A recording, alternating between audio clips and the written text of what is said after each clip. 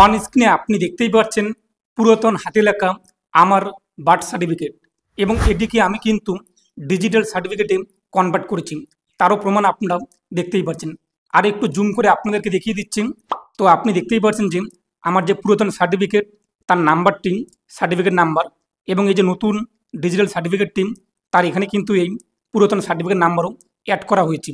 তো এখন প্রশ্ন, আপনি কিভাবে আপনাদের পুরাতন বার্থ সার্টিফিকেটটিকে কনভার্ট করে ডিজিটাল সার্টিফিকেটে রূপান্তর করবেন, পাশাপাশি অনলাইন থেকে আপনি আনলিমিটেড যতবার ইচ্ছে কিন্তু এই ডিজিটাল বার্থ সার্টিফিকেট ডাউনলোড করতে পারবেন।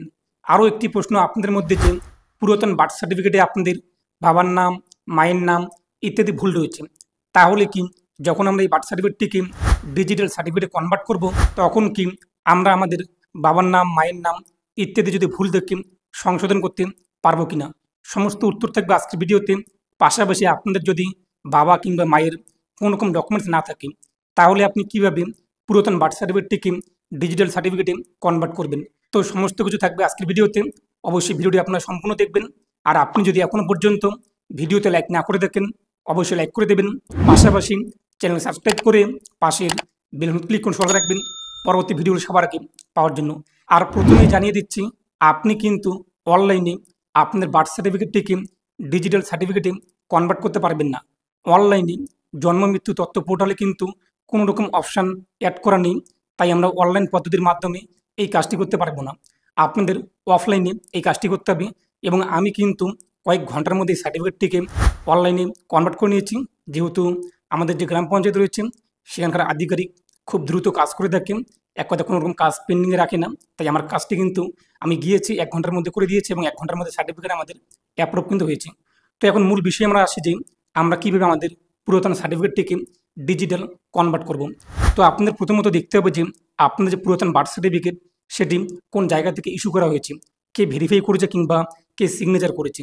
তো সেখানে আপনি দেখে নিন সার্টিফিকেটের নিচে রয়েছে কোন গ্রাম পঞ্চায়েত বা কোন পৌরসভা কিংবা কোন হসপিটাল ইত্যাদি প্রথমত আপনাদের দেখতে হবে। তো আপনাদের দেখা হয়েছে, এখন আপনাদের কিন্তু সেই গ্রাম পঞ্চায়েত কিংবা সেই পৌরসভা কিংবা সেই হসপিটালে যেতে হবে। সাথে আপনাদের আপনার যে বার্থ সার্টিফিকেট রয়েছে পুরাতন বার্থ সার্টিফিকেটটি সেটি এবং আপনাদের বাবা এবং মায়ের কিন্তু আধার কার্ড অথবা ভোটার কার্ড অথবা পাসপোর্ট অথবা রেশন কার্ড, এই 4টি ডকুমেন্টসের মধ্যে যে কোনো একটি করে নিয়ে যেতে হবে। আর এখন প্রশ্ন, আপনার বাবা কিংবা মা জীবিত নেই, সেক্ষেত্রে আপনাদের কোন ডকুমেন্টসের প্রয়োজন পড়বে? এক্ষেত্রে আপনাদের কিন্তু রেজিস্টার অথবা সাব রেজিস্ট্রারের কাছ থেকে একটি আইডেন্টিটি ডকুমেন্টস নিতে হবে। সাব রেজিস্টার কিংবা রেজিস্টার বলতে বোঝায় কিন্তু যারা জন্ম মৃত্যু তথ্য সার্টিফিকেট প্রদান করে থাকেন যে আধিকারিক রয়েছেন ওনারা। সেক্ষেত্রে আপনি যদি গ্রাম পঞ্চায়েতে হয়ে থাকেন, গ্রাম পঞ্চায়েতে আপনি যোগাযোগ করবেন আপনাদের অঞ্চলে গিয়ে কারা সেই দায়িত্বে রয়েছে। আর আপনি যদি পৌরসভার হয়ে থাকেন তো পৌরসভা যোগাযোগ করবেন। হসপিটাল থেকে আপনারা যদি সার্টিফিকেট নিয়ে থাকেন হসপিটালে আপনারা যোগাযোগ করবেন, ওনারা আপনাদের কিন্তু জানিয়ে দেবেন সেই আধিকারিকের কাছ থেকে একটি সার্টিফিকেট নিতে হবে। আর আপনার বাবা মায়ের যদি Aadhaar card, voter card, ration card কিংবা পাসপোর্ট যে কোনো একটি ডকুমেন্টস থাকেন তাহলে হয়ে গেল, এগুলো আপনি সাথে করে নিয়ে যাবেন। এখন আরও একটি প্রশ্ন, আপনার পুরাতন বার্থ সার্টিফিকেটে বাবার নাম অথবা মায়ের নাম ভুল রয়েছে, যেটা কিন্তু আমার ছিল, বাবার নাম একটি অক্ষর ভুল হয়েছে। এখন আমরা সেটিকে কীভাবে সংশোধন করব? যখন আপনাদের পুরাতন সার্টিফিকেটটিকে ডিজিটাল করবেন আধিকারিকরা তখনই কিন্তু পুরো ফর্মটিকে আবারও নতুন করে ফিল আপ করতে হয়। আমি নিজে দেখেছিলাম, অর্থাৎ নাম এক কথায় ম্যানুয়ালি বসাতে হয়, ডেট অফ বার্থ বসাতে হয়, অ্যাড্রেস বসাতে হয়, বাবার নাম, মায়ের নাম, ডকুমেন্ট সমস্ত কিছু কিন্তু আবারও নতুন করে ফিল আপ করতে হয়। তখনই কিন্তু আধিকারিকরা আপনাদের যা যা ভুল রয়েছে তা কিন্তু সংশোধন করে দেবে। আর এর জন্য আপনাদের কিন্তু কোর্টের অ্যাফিডেভিট কপি দিতে হতে পারে, অথবা আপনাদের যদি ডকুমেন্টসে বাবা মায়ের ডকুমেন্টসে নামের বানান ঠিকঠাক থাকে সেটি দিয়ে তারা যদি চায় যে ঠিক করে দিতে পারে, কিংবা কোর্টের অ্যাফিডেভিট কপির কিন্তু দরকার পড়বে। তখনই আপনাদের কিন্তু বাবার নাম, মায়ের নাম কিংবা আপনার নামের বানান যদি ভুল থাকে এগুলো কিন্তু সংশোধন করতে পারবেন। তো এটাই কিন্তু পদ্ধতি, অনলাইন পদ্ধতি নাম। অফলাইনে তারা কিন্তু এটিকে সংশোধন করে দেবেন। এরপর যখন আপনার সার্টিফিকেটটি অ্যাপ্রুভ হয়ে যাবে তখন আপনার কাছ থেকে কিন্তু মোবাইল নাম্বার চাওয়া হবে ফর্মটি ফিল আপ করার সময়।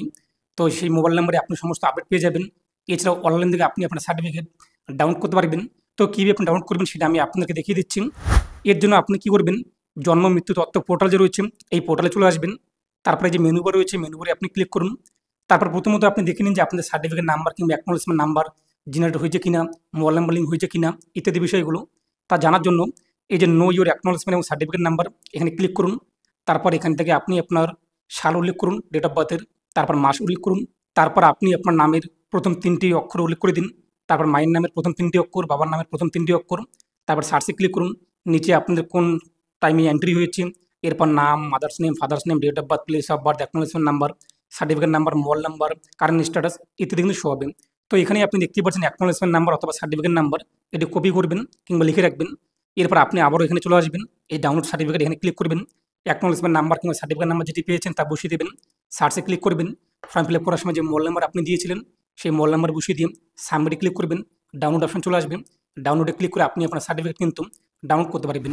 তো এটাই আপডেট দেওয়ার ছিল, যেহেতু আমি নিজেই আমার যে পুরাতন বার্থ সার্টিফিকেট সেটিকে ডিজিটাল করেছি, তাই আমি আপনার সম্পূর্ণ প্রসেস জানিয়ে দিলাম। তো এই নিয়ে আপনার মতামত অবশ্যই কমেন্টে জানাবেন, আর অবশ্যই ভিডিওটি প্রত্যেককে শেয়ার করে জানিয়ে দেবেন। প্রত্যেকে ভালো থাকুন এবং সুস্থ থাকুন।